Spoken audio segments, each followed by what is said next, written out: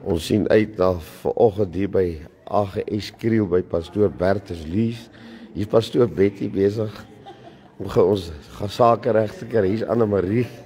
Gees is onbekend hier agter die kamera. Is 'n pragtige gebou hierso in Kriel by die AGS hierso. En ons is opgewonde om vanoggend hier 'n heerlike diens te kan hou en in aanbidding God te loof en te prys. En dis regtig Kriel het groot herinneringe vir my.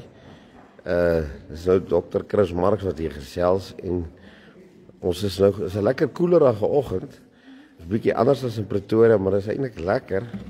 Ons was gewoond aan 'n warm somer en hier is nou regtig wow om hierso te kan die Here te kan loof en dien. En ek wys ons sommer so 'n bietjie van die kant af, pragtige verhoog. Ons setup gaan nou daar wees en dan gaan ons al die musiekinstrumente en die klank, daar's Jaco ook. Hy's ook besig om sake gou reg te kry. Ons slaan redelik vinnig op. Ek sien hier's van die luidsprekers al klaar op en hier's pragtige luidsprekers hier ook hier op die verhoog. So ons gaan nou lekker die Here loof en prys, skakel gerus in. Dit klink eintlik al lekker hier. Hoe gaan dit? Hier baie goed, bly om te sien. Hier so lekker gesellige, wonderlike atmosfeer, fantastiese, vriendelike mense wat ons ontvang het.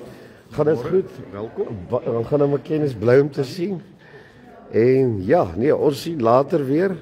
Nee, die pragtig. En natuurlik as jy in Kriel omgewing is of in die omgewing hier naby Kriel, hierdie area, is jy altyd meer as welkom. Wow, om hierdie kosbare bediening te kom geniet hierso. Hier is jy welkom. Ons het dit reeds aanvaar. Daar's Pastoor Bertus nou in die beweeghuis.